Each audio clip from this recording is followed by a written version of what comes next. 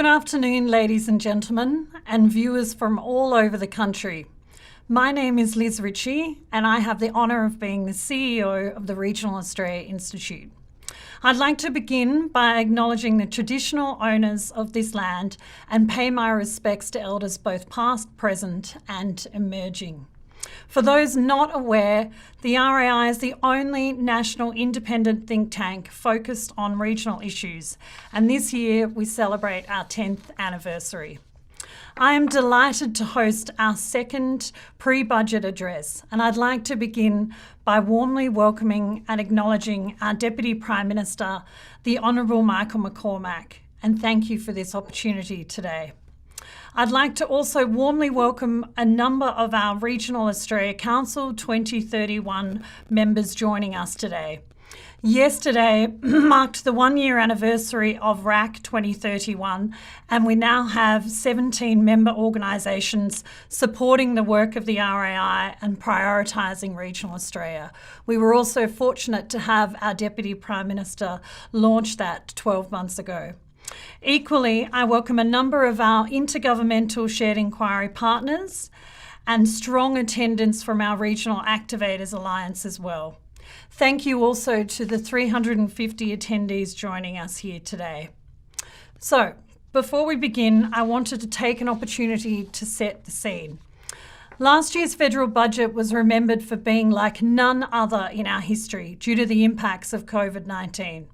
The federal budget had a critical role in not only rebooting the economy, but fast-tracking our recovery. This year, whilst we are still under pressure, it's better than anticipated. We now know that Australia has navigated the pandemic better than anybody imagined. Whilst we still have many issues to address, we can see the return of confidence across the board. Equally, this has put the nation in a far better position than expected even 6 short months ago. In following the budget commentary, it's been interesting to note the budget strategy has shifted, and the Treasurer will be more focused on ensuring the unemployment rate is less than 5% before any real budget repair can be taken. This has been driven by the RBA and Treasury suggesting that the natural unemployment rate is likely to be lower. Equally, the strategy is about prioritising economic growth in the coming years, and that by growing the economy strongly over the next decade, the debt to GDP ratio will decline naturally. The upshot of this is that the budget deficits are likely to be far less than anticipated, even in December, with Deloitte Access Economics suggesting $98 billion less over the next 4-year period. So the anticipation of this budget is high, with expectations of further investment and economic stimulation. We know that regions have played a critical role in our recovery, and the RAI has been leading this discussion across the course of the year. Yesterday's AEST statistics also continue to show that regions are a very desirable place to live, with a record net flow of 43,000 people moving into regional Australia in 2020. Looking into the data, it is clear. While outflows from capital cities to regions in 2020 were virtually unchanged compared with 2019, the key influence was regional people staying in the regions and choosing not to move to capital cities. In 2020, this outflow of regional people to capital cities shrank by 11.5%. The movement patterns in December 2020 were similar to previous quarters except for Melbourne. Melbourne has seen a huge change through 2020, losing over 26,000 residents through the year. RAI's most recent job vacancy numbers released last week have also reached a new record, sitting at 66,200, seeing even higher numbers of vacancies than we witnessed in the mining boom. One of the key differences to the mining boom is that we saw a 2-speed economy, whereas now we are witnessing a more widely dispersed growth story. Consistently, we have seen these jobs continue to demand high to medium skilled roles for professionals and trades alike, whether it's in health, education, construction, engineering, automotive, legal, or administrative. The roles are diverse. In response to these rising job vacancies, we hear the call more jobs than people in many parts of regional Australia. So these are issues that need addressing. We know the skills shortages are a major concern for regional employers. Regional unemployment overall should continue to fall, but over 75% of vacancies are for skilled and professional workers. So a big jump in regional post-school learning will be needed to close the now obvious skills gap. Lifting average regional qualification levels will see a rise in wages and flow-on spending, putting regions on a positive economic growth path.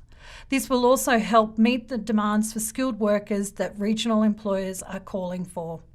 So in March this year, the RAI launched the new National Awareness Campaign at the Regions Rising Summit called Move to More. The new national campaign is targeting city dwellers to help them better understand the opportunities available to them in the regions, and it's been supported by the federal government. Even after almost 2 years of promoting great jobs in our regions, we are still surprised by the lack of awareness and knowledge within our major capitals, hence the need for this campaign. Interestingly, our research also told us that 1 in 5 city dwellers were considering a move to regional Australia, but employment remained a consistent barrier. So it's clear the timing of our campaign is good. So today we have an opportunity to hear firsthand some early announcements from our Deputy Prime Minister on further support for the growth and prosperity of our regions. Before I introduce our Deputy Prime Minister, I should inform our viewers that we have media on the line today and this session is being recorded. For the agenda, the session will be roughly 50 minutes and following the address, I'll be facilitating a Q&A. We have received a broad range of pre-submitted questions, but if you have a question throughout the session, please enter it into the chat feature and we'll do our best to get to it with time permitting. So now to our guest of honour. Our Deputy Prime Minister, the Honourable Michael McCormack, needs very little introduction, but formalities are always important. Michael McCormack has lived and worked in the Riverina region all of his life. In February 2018, Michael was elected the 14th Leader of the Nationals and was sworn in as Australia's 18th Deputy Prime Minister, as well as the Minister for Infrastructure, Transport and Regional Development. Welcome, Deputy Prime Minister. Well, thank you, Liz, and thank you to everybody who has tuned in. And at the outset, just as Liz has just done, I would certainly like to acknowledge traditional owners of the lands upon which we meet, and appreciating the fact that people are tuning in from all far-flung corners of our great land. And I acknowledge Aboriginal and Torres Strait Islander people, past, present and emerging from every corner of our great country. I'd also like to acknowledge those on the line today representing regional communities. Local government, there may well be people who are in state and perhaps even federal spheres of government. Acknowledge them for the work they play, that they take, the decisions they make for and on behalf of Australia. It takes a bit of gumption to put your hand up for public office, and I certainly acknowledge the roles that you play. Regional Australia has every reason to celebrate. Regional Australia has driven our nation through the absolute worst of the global pandemic, and we are emerging in great shape. There's 2 reasons for that. One is health. Many regions have had absolutely no coronavirus cases at all, and yet, despite that, they have still complied with everything they've been asked to do, often by premiers and others in far-off capital cities, and yet they've worn face masks, they've exercised social distancing, something nobody'd ever heard of before the virus took hold. They've done everything they've been asked to do so thank you. And it is actually proven that regional Australia has been the safest place, not just in Australia, but indeed in the whole world in which to live during this absolute difficult and challenging time. And of course, The other grounds for celebration are economic. The regions are spearheading new economic growth, a revival for Australia. The global coronavirus pandemic, it has posed, as we all know, huge challenges to our nation and its people. The government went into these uncharted waters, asking Australians to come with us on the journey. And in coronavirus case numbers, Australia ranks 120th among all nations. There was no textbook that we could have pulled off a shelf to say how we could deal with the coronavirus. We couldn't just open up to a certain page and know where we needed to go, what we needed to do, but we have responded because we've listened to the medical advice, we've listened to the chief medical officer, we've done what we've needed to do, and regional Australia has led the way. Now, our total coronavirus cases of around 29,800 compare to 25,400 new cases in the United States last Monday alone. So our number of cases all up, almost in comparison to the case rates in the US in just one day. And sadly, India is now recording somewhere in the order of 370,000 new cases each and every day. And that, of course, is tragic. Vaccinations of Australians have now passed 2 million and they're accelerating. Having the jab or jabs mean we can reassure each other on health grounds and move quickly into new rounds of economic growth. It's so important. Regional Australia has brought the entire nation through this pandemic, as I said before. The regions are at the beachhead of Australia's economic recovery and new growth. And government policy has a sharp focus on helping build this momentum. We've seen record trade surpluses in the early months of 2021. Now, I'm at Beef Week. You can probably see the pineapple plantation in the background. It's a great backdrop for what they do here in central Queensland. And of course, in the foreground, and my tie, we've got the Beef Australia 2021. This festival, this celebration, this event brings so much money and so many good times to the Rocky community. Of course, it proudly says it's the beef capital of Australia. We could even argue, indeed, the world. And today, I'm celebrating the fact that just last week, the Eastern Young Cattle Indicator passed the 900 cents a kilo mark, up 15% 4 weeks. So for you beefies out there, you know exactly what that means. That means it's very, very good. The price of beef is up and the cattle industry is booming. Decent rains have boosted grain harvests, and we know how important that was, particularly after the drought that beset our nation. Of course, many of those farmers had fires and floods and everything else on top of that. Now, at just a little over 1 million hectares, the summer planting rated nearly 3 times larger than in the heavily drought-affected season in 2019-2020. And there are challenges to some exports, we know that. But new markets are opening thanks to wide-ranging free trade agreements and government export incentives. I'd be pleased that I was on the phone to Dan Tehan. He's still in his quarantine, so he's going a little bit of stir crazy at the moment in his Canberra apartment. But he was assuring me that his trip to the UK was very successful, and regional Australia thanks him for the work that he's doing. As our new trade minister, of course, there's more diversification of our markets to come. Now, for years, actually I'd say decades, regional Australians have been urging more jobs and better infrastructure across our regions. And now we absolutely affirm that the call has been heard loud and clear. We're starting to see the new regional Australia emerge. And last year's budget, I heard Liz say it was a budget like no other, probably because it was actually in October as well, Liz. Generally, it's in May. Tune in next Tuesday, 7:30, for when Josh Frydenberg goes to that dispatch box and does this year's budget. But last year's budget was actually in October because of the coronavirus. And it was a very good budget for regional Australia, I have to say. The budget this year, next Tuesday, will build on this record. Our regional and rural communities are at the heart of the federal government's National Economic Recovery Plan, building back better, building back stronger. We are supporting our regional communities, indeed our communities across this great land, to drive our nation's comeback into the post-pandemic future. The October 2020 budget further boosted inland rail, the Melbourne through New South Wales to Brisbane 1,700-kilometre corridor of commerce, I like to call it, which will revolutionise movement of our goods, especially exports. Now, major inland rail construction is now underway from Narrabri to North Star. Already, the 100-kilometre or so section between Parkes and Narromine, the first of 13 sections, has been completed. It employed, that section alone, more than 1,800 Australians, including, wait for this one, 762 locals.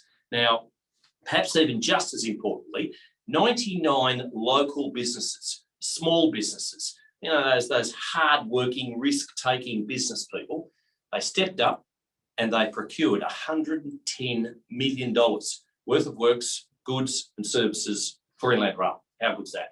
The spin-off's already happening.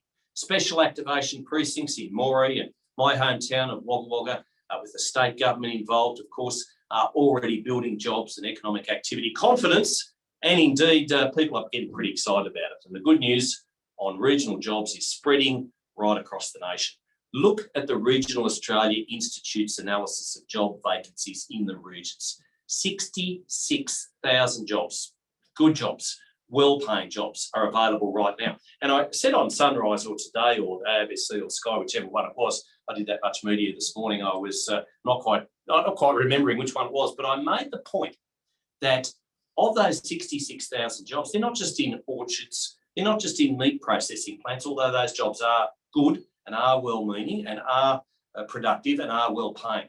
But they're also in accountancy practices. They're also in doctor's surgeries. They're in education facilities. They're in universities. They're in law firms. They're white-collar jobs. They're blue-collar jobs. They're skilled. They're unskilled. There's so many jobs, as Liz knows and her team knows, going in regional Australia at the moment. We just need the people. Now, we know that 7,782 Sydney-siders moved into the regions in the September quarter. And at the same time, 7,400 Melburnians took that decision to make a tree change, or perhaps a coastal change, but a regional change. And that's tremendous. Now, today I read on the front page of The Australian that 43,000 metropolitan residents moved to regional areas in 2020. Now, the Australian Bureau of Statistics, that great organisation, which counts lots of things, they've been doing this survey for 20 years, 2 decades. It's a long time. This is the first time, and I know Liz referenced this earlier, first time in that 2-decade period where they've actually seen those sorts of numbers. 43,000 moving out of metropolitan areas and moving into the regions. Now, why wouldn't people want to do that? Why wouldn't they? Why would you want to? I say all the time, why would you want to actually just look at the brake lights in front of you for an hour and a half, potentially, you know, going to and from work? Why wouldn't you want to spend that time with family? Why wouldn't you want to spend that time at home or doing the sorts of things that you want to do rather than be stuck in congestion? Now, of course, we're addressing those congestion issues through the $110 billion we're spending on infrastructure, but the regions are beckoning. The regions are inviting. And as I always say, big enough in which to get a good cup of coffee, small enough to care. Now, look at regional housing prices. Now, last year, house prices in regional Australia rose faster than the capital cities for the first time in 15 years. Now, that is an interesting statistic. CoreLogic data shows dwelling values in capital cities rose 2% during 2020, compares to almost 7% increase for regional markets. Now, that makes sense. People want to move into a regional home that is going to be fit for purpose, but they're going to be able to have that double car garage, that lock-up, that type of scenario. You're going to be able to have the big backyard, potentially a swimming pool, maybe 4 bedrooms and a study, and they're going to be able to do it at a fraction of the price of living in the city. But I really, really commend the Move to More campaign, and I'm pretty excited about that. Yes, we've backed it with federal money. Yes, that's important. It's appropriate. And we'll go on backing what the RAI does, because I know how dedicated, how tenacious, I'd even say, that Liz and her team are to making sure that call to regional Australia is heard. That's only part of the story, of course. Now look at what's happening with our infrastructure. A full 1/3 and more of the record $110 billion 10-year infrastructure blueprint. Did I say it was $110 billion? How big is that figure? Now, when I took over as the Deputy Prime Minister, Infrastructure Minister back in 2018, it was $50 billion. $110 billion. But perhaps more importantly, that is supporting 100,000 jobs. And many of them are in the regions. And as I go around the regions, in fact, it's a bit funny, I was down at the Gladstone Port this morning and this bloke came up and he called me Chicken Man. I thought he was being a little bit insulting, but he said, you're everywhere. And I was pretty taken by that, because he'd seen me somewhere the day before. He'd been following me on Twitter and other social media platforms, and he said, you're just about everywhere. And he said, but, you know, gee, the government is actually funding lots of things everywhere. And indeed we are. Now, the 2020 budget committed an extra $2 billion for projects through the National Water Infrastructure Development Fund. Now, this pushes the fund to $3.5 billion. Water is our lifeblood. It is time for action, and probably one of the most exciting and inspirational days I had was just the other day in this job, in the 11 or so years that I've been in the job, 10 and a half actually, is the other day when I went to see Rookwood Weir. Now, we are building a 202 metre wide weir in the Fitzroy Basin. It's actually 5 stories to the spillway high, and there's a camp there for accommodation for workers with 250 beds, and already there's 120 workers on site, and already on the day that I was there, there's 50 excavators. So 120 workers on site, 50 excavators. How good is that? And for all of those capital city press people who sometimes ask, why aren't you building water infrastructure? Well, we are. And water is the spur to new life and growth in our villages, towns, and regional cities.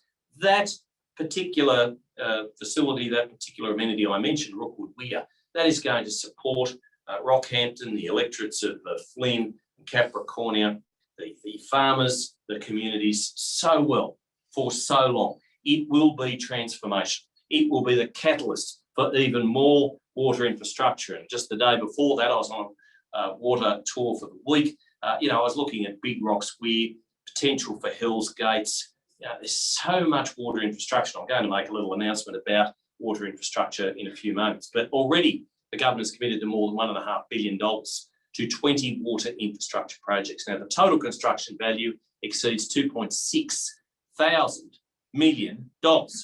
Now, already 8 projects have been completed. I'm pleased to let you know today of more new works. And here we go. The government is committing a further $22.3 million for the development of business cases for another 8 projects. And they are the Lowestoft Dam to Glennies Creek Dam pipeline, and that's in New South Wales. The Nyngan to Cobar pipeline, also New South Wales. Pakenham Coralline Recycled Water Scheme for Agriculture, that's in Victoria, of course. The Colaban Regional Modernisation Project, also Victoria. Sunbury, Bulla, Keilor Ag Rejuvenation, Victoria. Tyab Somerville Recycled Water Irrigation Scheme, also in Victoria. In South Australia, we've got new water infrastructure in the Barossa. I know Tony Pascal will be pretty pleased with that.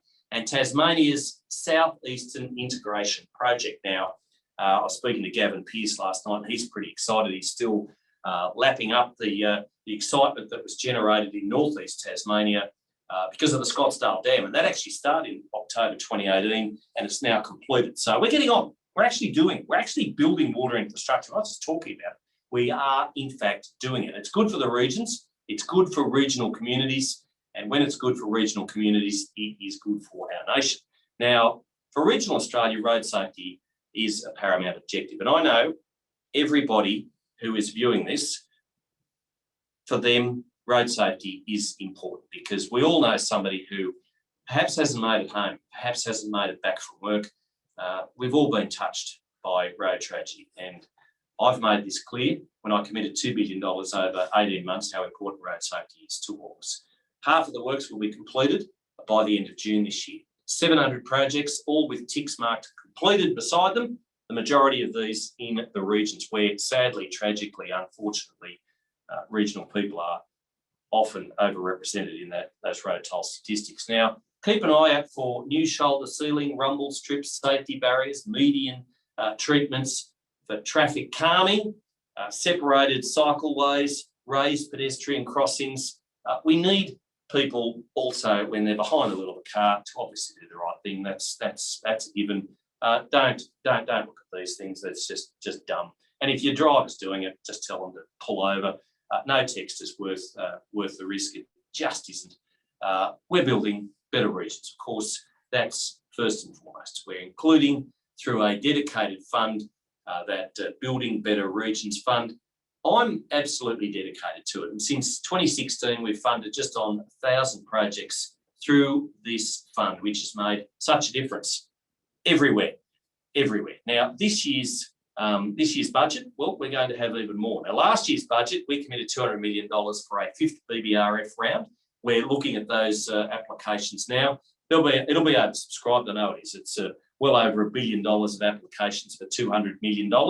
But as some of the better projects come to the forefront and get approved and get built, more come into the pipeline, more come into the can, and there's the ability to have round 6 through this budget, and I'm pretty excited about that, I have to say. The government is moving a step further, and I can advise that with this particular budget, we are going to deliver a 6th round of Building Better Regions, $250 million. That's $250 million. This is great news. The extra money for a 6th round of the BBRF is a shot of confidence in the arm of regional Australia. By the way, get your jab when it's your turn to. I'll just put that as an aside. But we need those shots in the arm. We're getting it through the BBRF. I'm delighted that this will further accelerate regional recovery and deliver growth. And I know how important the dedicated $100 million in this round 5 of the BBRF is for tourism. So hard hit, I'd even say smashed by COVID, but we're investing in the regions. Just yesterday, I announced as part of the regional recovery partnerships, $10 million for a hydrogen hub and an upgrade of Auckland Hill as part of a port refurb for Gladstone. And, the money that we're doing through those revival, through those recovery partnerships, through the Building Better Regions, through the stronger communities for the smaller grants, it makes such a difference, particularly for our country communities. And when you add in the $1.5 billion that we put for the local roads and community infrastructure, the $2 billion that we put for road safety upgrades, the overall mix means that regional Australia, our local councils have never had as much money to spend, and that means that they've actually put in workers out on site. There's high vis everywhere. There's excavators doing stuff that has been needed for a long time. Well, we're getting on and we're doing it. And I say again to those local government people on the call, those representatives, thank you for the job that you are doing for and on behalf of your local communities. It makes the world a difference, and we're delighted to partner with you as the Commonwealth to get that money out the door. Now, community building is at the heart of programs like the one I just mentioned, the regional recovery partnerships. And it was supported, of course, through $100 million in last October's budget. The regional recovery partnerships, it's brokering advances from the Cairns Art Gallery. It's got an amazing Aboriginal theme to it. And that will only be enhanced by such investments as the $10 million that we're putting into Cairns. To the East Gippsland Rail Trail. Darren Chester has pushed for that, and we're delivering. Complementing this, I can also advise today that there will be an injection of funding to drive a government rebuilding regional communities program. Sounds like a mouthful, but I tell you what, it's going to make such a difference. The Australian government will provide $5 million in the 21-22 budget to deliver a new rebuilding regional communities program in partnership with the Foundation for Rural and Regional Renewal. FRRR. I know how much Ian Sinclair did for that organisation. Its work is ongoing. The program, it'll offer grants across 2 streams to community organisations to help with the COVID recovery. The micro project stream will provide small grants of up to $10,000 for communities in regional Australia with fewer than 50,000 people. So that's most of those communities in regional Australia to help sustain local organisations and their work. And the COVID recovery stream will provide up to $50,000 for larger projects which enhance and build upon the process of recovery for communities affected by the COVID-19 pandemic. Now, community groups are essential to support and to sustain regional communities. And I do thank also the leaders identified through the RAI processes who are also out there making a difference for their local communities. Thank you. Now, these grants will help local groups restart activities and build the social fabric. Volunteers, organisations, we're getting in, we're supporting them, we're backing them, and we thank all of those people on this dial-in for the work that you do for and on behalf of our country, coastal, rural, regional and remote communities. Ladies and gentlemen, this is part of a wider plan to drive our regions. Duplication of the Pacific Highway, $10 billion Bruce Highway upgrade. I drove along it today. Essential works on the Princes Highway, helping us to usher in a new era of road safety and efficiency. And as well, the Liberal and Nationals government is head down delivering on our $1.5 billion local roads and community infrastructure program. And again, this dovetails in to more jobs, economic growth, along with safer roads in the face of COVID. The government has moved fast to approve the LRCI rollout in conjunction, of course, with local councils, which are at the very coalface of making sure that we get the delivery happening. Now, almost 5,000 projects have already been nominated by councils. There's 537 of them across the country. That means that $450 million has been paid out to those local government areas across the nation. Now, in May 2020, the government prepaid $1.3 billion of this year's financial assistance grants to provide untied funding for all local councils across the nation for local priorities. Our councils warrant empowerment. They're making the decisions at a local level based on what local communities expect and want and need, and I'd almost say, perhaps most importantly, deserve. Now, add up the various forms of federal government support, and our councils are in a purple patch of empowerment, and they deserve it. Regional air services, ladies and gentlemen, are a lifeline for so many of our communities. I was just out at the Rockhampton Airport announcing that we're spending $25 million on getting the Alliance airline network to build a hangar, the biggest in regional Australia, to do their maintenance work. Now, they were doing it in Bratislava, which is the capital of Slovakia. Shouldn't be in Eastern Europe, should be. The capital should be in central Queensland, and it is, thanks to that $25 million commitment. Now, recently, I was pleased to confirm another 46 projects under the Remote Airstrip Upgrade Program, which will improve air access and enhance the safety of remote aerodromes across the country, and is supported by funding of $8 million. Now, from the Royal Flying Doctor Service to local air services, these works are making a big difference. Air services are critical for health and economic reasons, from essential supplies to domestic tourism. The government has been intent on keeping planes in the air, because we know that when you've got planes up there, you've got jobs down here, jobs on the ground. Industry-wide assistance for aviation during COVID, it's reached already $3.8 billion, but it's been necessary, it's been targeted, it's been appreciated, and it's kept people in work. And by the way, 663,000 of the 800,000 half-price fares have already been snapped up. So if you're thinking of doing one of those, or getting one of those, or going somewhere interstate, then get in quick. Now, a few weeks ago, as it sounds like we're getting a lot of rain here, and you never knock back rain, there's money in mud. Now, a few weeks ago, with Ministers Paul Fletcher and Mark Colton, I announced 81 projects selected to boost telecommunications. Now, this was made possible by last year's 50% increase for the Regional Connectivity Fund, and that brings its total to $900 million.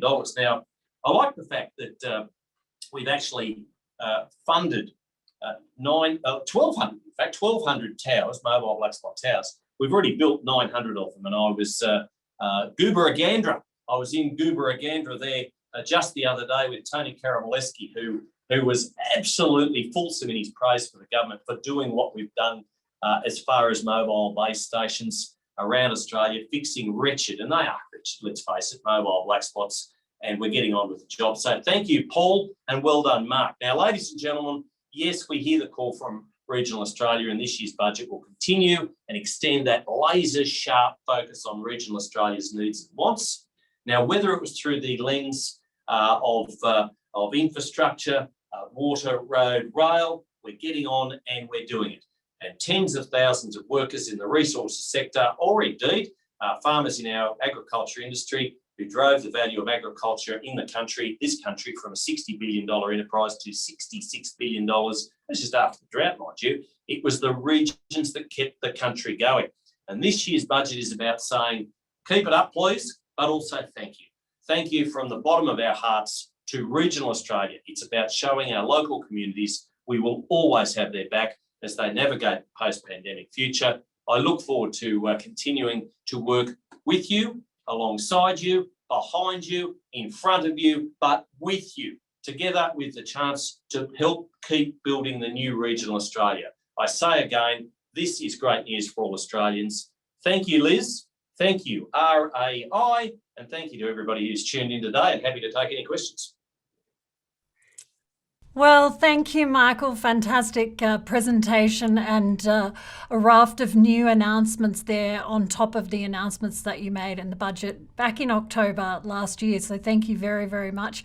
Thank you also for your support of the Move to More campaign. We're seeing the enthusiasm for that very much underway, and we're looking forward to launching the multi-million-dollar advertising campaign at the end of May. So our viewers will see that coming through across the country. Look, we've got questions starting to roll in. So those viewers who've put in questions, I'm going to call over to you to ask your question if you're on the line. And here's a viewer that you know very well, Diana Somerville, has a question for you. Diana, are you there? Hi, Michael. I'm actually calling from Adelaide today. But look, the question I have, and it has gone through the chat quite heavily, is around housing and the housing shortage in regional Australia, and if there is anything within the government's plans to address the housing shortage and also the strain on the housing market that will be caused by additional infrastructure projects. Thanks. Yeah, no, thanks, Di. And look, it is an issue because obviously, as I mentioned in my speech, with housing prices going up, property market prices, of course, increasing because of the demand, and also rental prices going, some would argue, through the roof. It has been, very difficult sometimes for those people who've either lived in areas for some time and then find themselves almost getting priced out of the market. Look, Michael Sukkar is doing an important job, but working with the states and through the states, what we have done is we've put a considerable amount of stock and money, of course, into the home builder program, making sure that we've got our construction industry where it needs to be, making sure that those tradies get back on the tools because they were also hard hit during the coronavirus. But Michael Sukkar will continue to work with states. So, and we can't, as a Commonwealth, do absolutely everything. We've done more than our share of the heavy lifting when it's come through the global pandemic. Indeed, you could almost name the figure.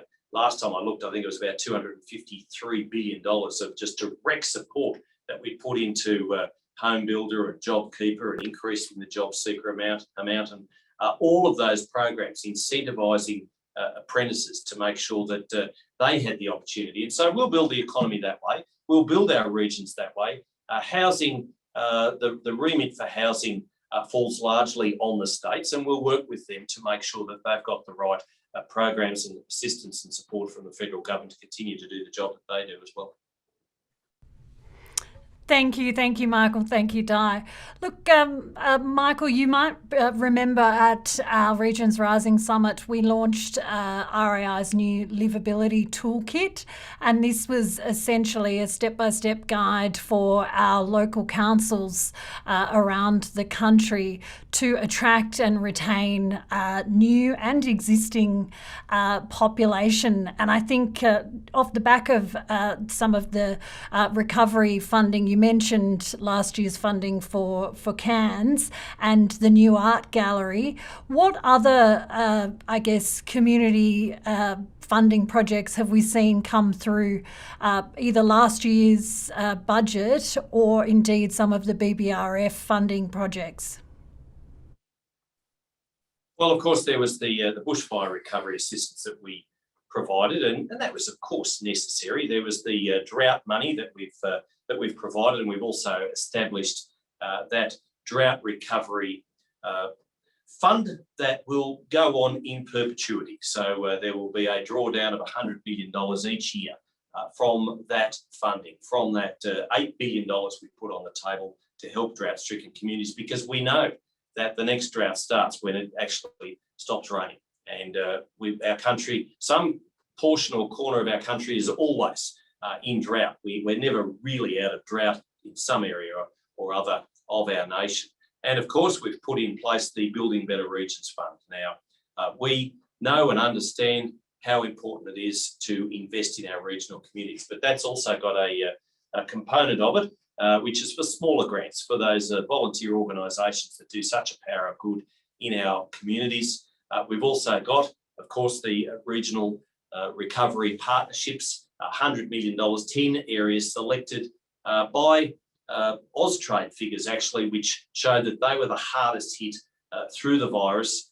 There was job losses, there was businesses which were slow to return, despite the JobKeeper, despite all the assistance that we put in. So there's any number of programs, and the Grant Hub has all that information for any of those people who are in an organisation, who are in a local government area and need to see where they can go to tap into some of the resource that we are providing. But we will continue to invest in regional Australia because we know that the money actually gets on the ground. And, you know, I know that Mia Davies was going to be on the call, the opposition leader from the Nationals from Western Australia, and that Royalty for Regions program that the WA Nats pushed through. I see, you know, wherever I go in WA, whether it's Geraldton or Esperance or anywhere in between, the value of that to get those community projects up and built, to build amenity, to build community capacity, and to make those places the lifestyle of which even more enhancing to people who want to come and stay. And, you know, so often people in regional Australia, whether it's Darwin or Karratha or, you know, you name the place, they'll often say, you'll say to them, oh, are you a local? They say, well, I don't have anybody buried in the cemetery, but I consider myself a local. I came here for 6 months and I've now been here 6 years. I've now been here 26 years, whatever the case. People love regional Australia once they give it the opportunity to go there and settle down. Thank you. Look, just referring to one of our pre-submitted questions from Michael Polton, who's with the Committee for Ballarat and also is one of our regional activator members. His question is this: does the federal government have plans to work with the states to invest in high-speed passenger rail that will seriously cut times between regional cities and capital cities to help deliver regional economic growth and ease population pressures on our metropolitan cities? Yeah, thank you, Michael. And well, we're doing that right now through Victoria's Rail Revival Program. So many of these acronyms that we do and so many of these names we give them such a mouthful. But yes, we're actually doing that. And what we want to do is partner with states to enhance those regional opportunities. And if that's through faster rail, then we're certainly investing in it. I know that Geelong is the fastest growing area, one of the fastest growing areas in Australia at the moment, along with southeast Queensland. But you know, people want to live in. They want to have that commute to a capital city, but they want to live in a regional area. And the only way you can do that is to provide good public transport, the opportunities there for faster. I think we've just lost the broadcast there. I'm sorry, ladies and gentlemen. We seem to have lost our connection. Can you hear me now, Liz? Yes, I can hear you. All good. You're back? What I was saying was that I've got a good relationship with all the infrastructure and transport ministers across the country. That's why we were able to get the National Freight Code up in a matter of hours, not days or weeks, when everybody thought they needed 10 rolls of toilet paper when they were visiting the loo. But at the height of the coronavirus, the start of the coronavirus. But I'm happy to work with the states. I do that successfully. That's why we're getting on and building water infrastructure. That's why we're getting on and we're doing the inland rail. I appreciate that's freight. But none of the intergovernmental agreements were signed when I took over as the minister. I've got a good relationship with, you mentioned Michael, obviously from Ballarat, with Jacinta Allen, and I'll continue to have that good relationship and work with the states to get things done, because that's what the communities expect. Thank you, Michael. Look, throughout your address, you talked at length about the government's job creation, which has come from a large part of the funding that your government's committed to regional Australia.